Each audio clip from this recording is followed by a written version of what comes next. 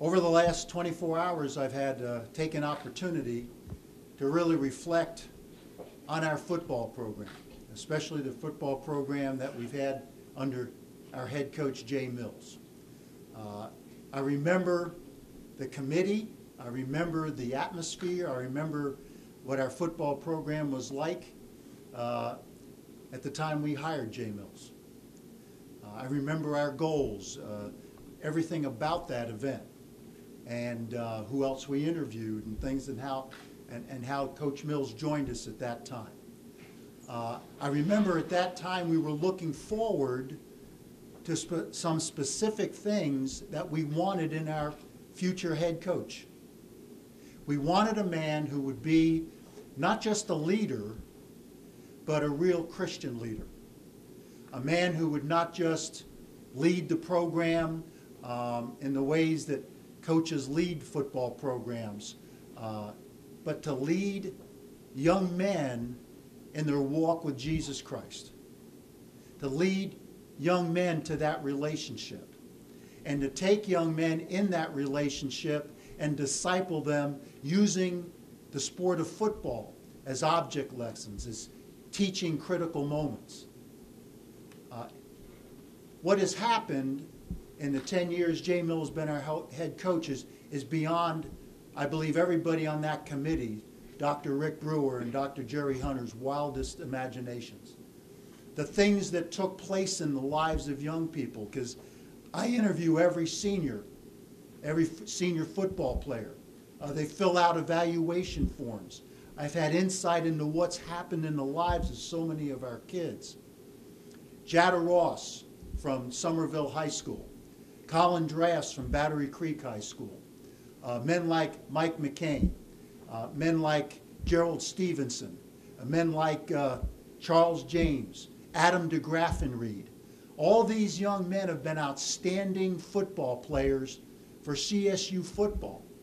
But they have become leaders as teachers, as coaches, as professional athletes, as businessmen, in all the walks, as law enforcement officers. All these young men grew under the leadership of Jay Mills.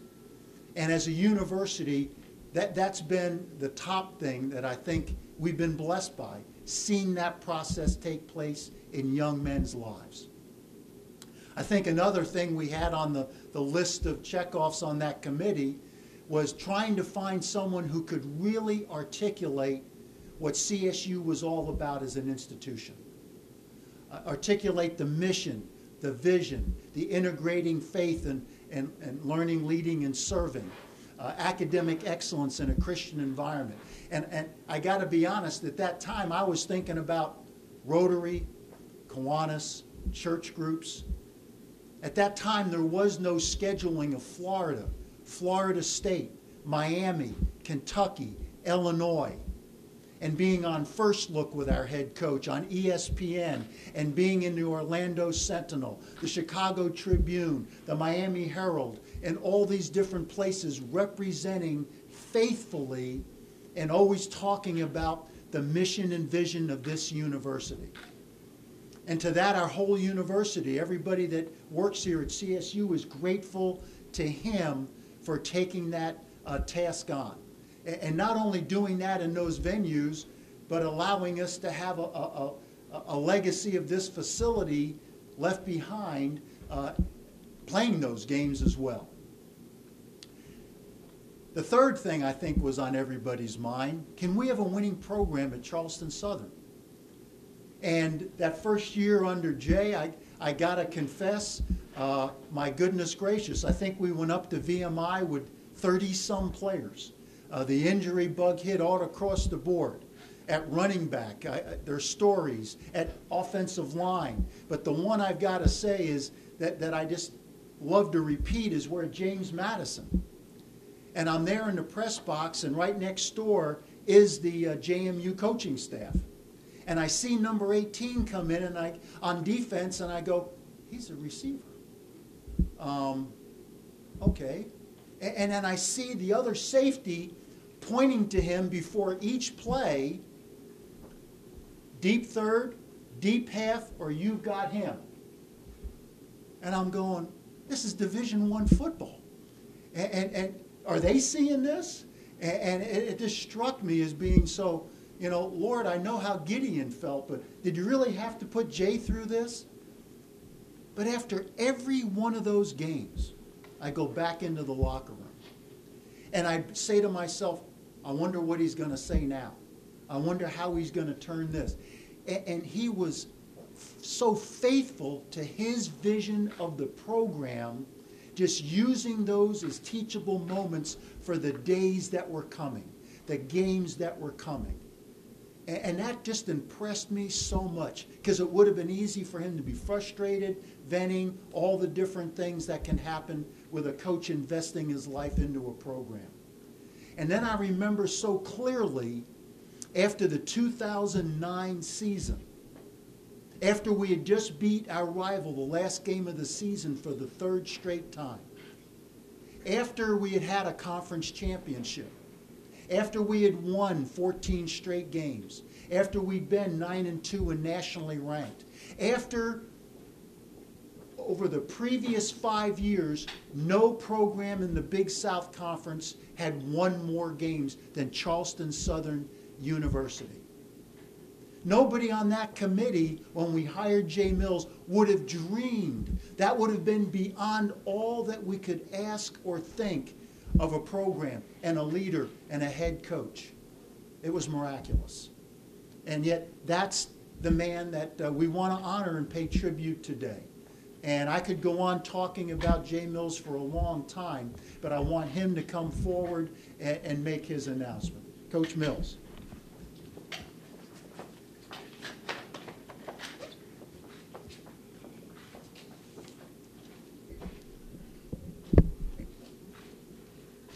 I want to say thank you, first of all, for being here. This may be difficult for me at times, so I appreciate your patience with me.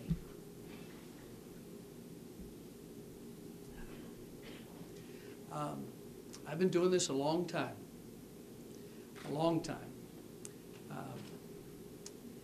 I talked a few years ago, and I spoke at a father-son banquet, and I said, and I studied it, and I said, the correlation between a father and a daughter, and daughter and a mother and daughter, the only correlation they could find was it tended to be that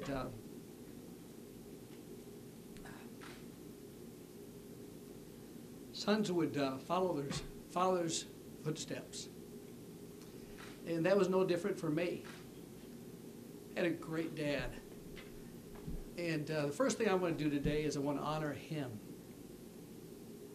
Like a lot of boys, and in this profession, what we've known has happened is we have become more of fathers to a lot of young men, because unfortunately some of the fathers are absent now, and we don't take that role lightly here at Charleston Southern University, and I think any football coach doesn't take that lightly.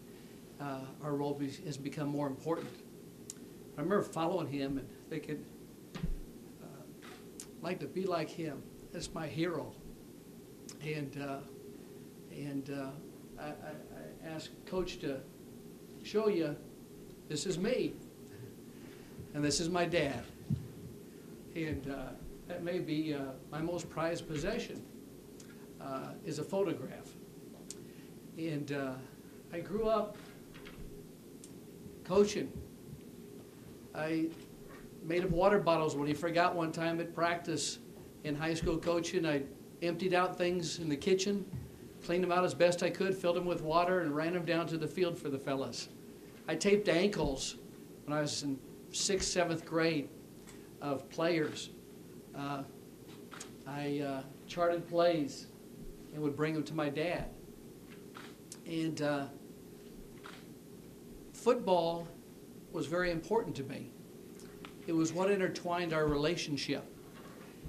When I started to leave high school, I had a desire, like most young men, to get a college football scholarship. And I remember National Letter of Intent Day not getting that scholarship.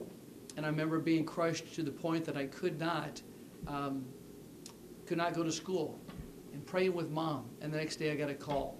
A few months later, it led to a scholarship at a Division I institution. And I say humbly, and I say that my immaturity caused me to look at things from a worldly perspective. size of stadium, things such as size of weight room and those types of things, rather than people. Coaching staff changed, and a lot of things changed, and my dream did not exist on something from playing football, and I gave it up. Wanted about as far away from football as you could get collegiately, and here I am. And here I've been for 30 years collegiately, with a third of my coaching career at this institution. And this is no different. Whether you turn to the right or to the left, Isaiah 30:21 says, your ears will hear a voice behind you saying, this is the way, walk in it. And so that's what I do today. My passion for athletics and my purpose of growing coaches and young people fuels an intentional change of my career path. It is my desire, and I believe that I am prepared to lead not just a sport, but to lead an athletic department. And so I consciously, and by my own free will, retire from coaching in order to seek to continue to serve where I've been called in a ministry that I believe God's given me 30 years ago.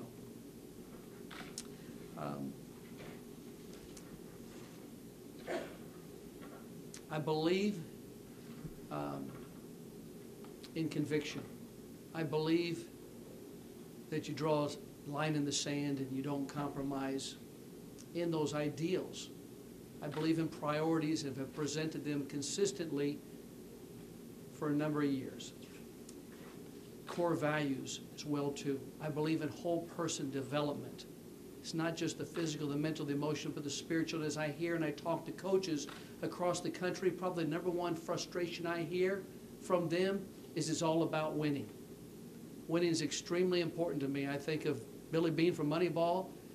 I can't stand losing. I can't stand losing more than I'd love winning.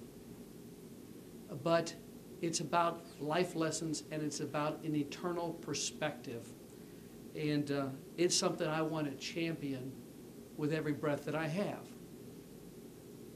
I believe in a positive environment where security and significance for young people can exist, and where they can get it from where it won't be based like I foolishly did, based on a position, a title, or money.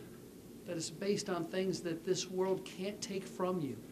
The best question I was ever asked in recruiting, in all my years of experience, all the places I've been, was in a rural farmhouse in Minnesota, and a dad asked me, would you want your son or daughter to attend the school that you represent? My son graduated from Charleston Southern University. I've had 3 sons take courses at Charleston Southern University, and I'm a proud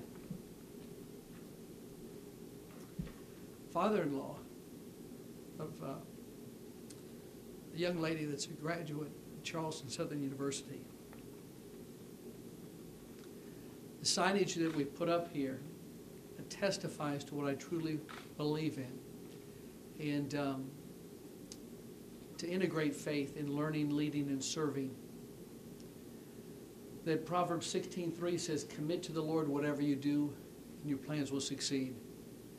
We've been prosperous, and I'm thankful for the Lord because it's been of His favor. It hasn't been of my accord. It's been a family that's worked together that is Charleston Southern University.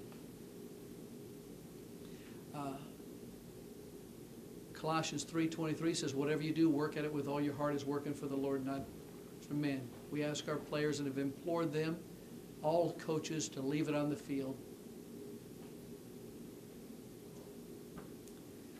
And I, in good conscience, can say I did that in my 10 years here at Charleston Southern University. I left it here. The program's in great shape.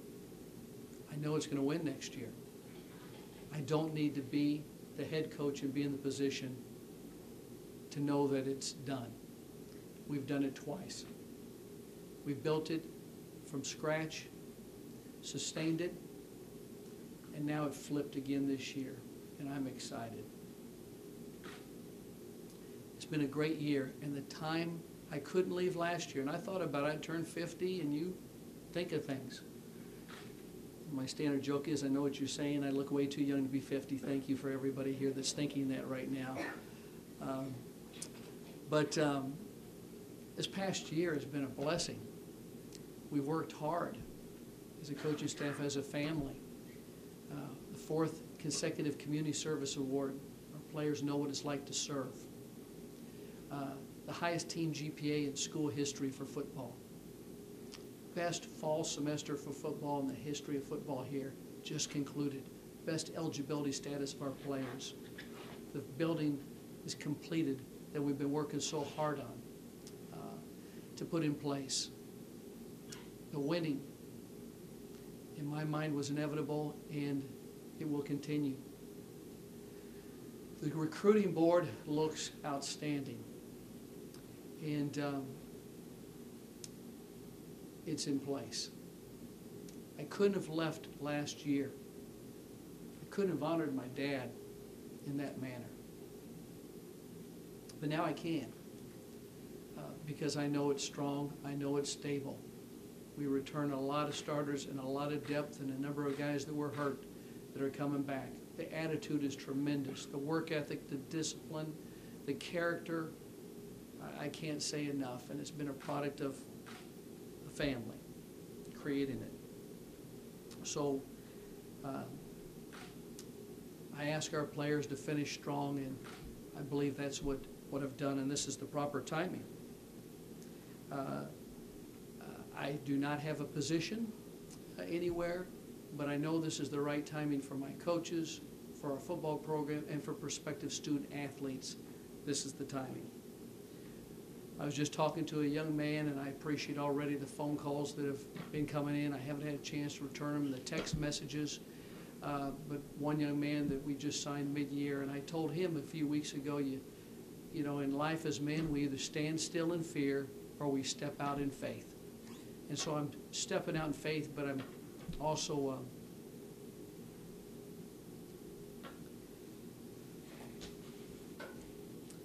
not stepping out alone.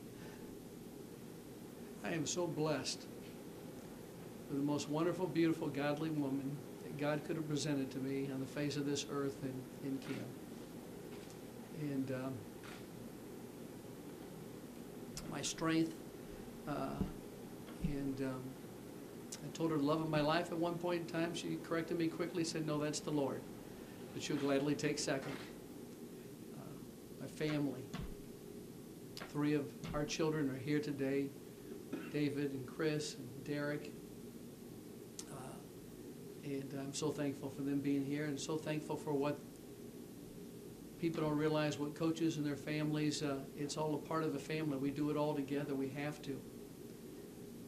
I believe that there's been many, maybe thousands of sons that I've helped raise, continue the process on as a coach.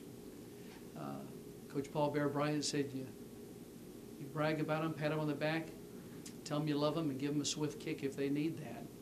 And this is what we've done in raising sons, continuing to train them. I want you to know, as I get ready to conclude, that my intentions have always strived to be honorable. My actions maybe at times have come up short. And if I've ever disappointed anybody, let down any young men, families, whoever it may be, I am truly sorry. And I hope that you forgive me and understand where my heart's always been. And with that, the final thing is the team, the CSU football team.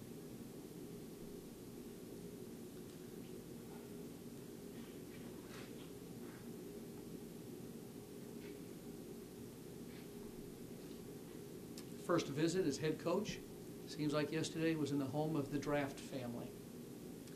And when I showed up and Mrs. Drafts was wearing a CSU sweatshirt, I felt like I had a chance to sign this young man. The last young man that we brought in to be released in the future on signing day. I was just on the phone with him for the last 20 minutes before I came in here. And he's good. But the CSU team and the unity that they have, we haven't always been the strongest, the fastest, but we continue to work on that. But the unity has accomplished so much more than individual parts, the whole. The best football is still ahead. It's been a privilege, and I tell the team it's a privilege to be a Buccaneer. I have been privileged, and I will always be a Buccaneer. I've been privileged to promote the vision of the university that I believe in so much. My daughter told me last night, she said, "Congratulations, Dad, on your retirement from coaching. Now get to work." and that's what we'll be doing. I'm so thankful that Hank has asked me to help in the transition, and because I feel a sense of ownership in the future. But there's no doubt in my mind the best days are ahead. And I'll leave with the final thought that I shared with the team is always is the best is yet to come. Personally, professionally, athletically, the best is yet to come for Charleston Southern University and for each individual that I speak to now. Thank you so much for your time. I appreciate all your support. God bless.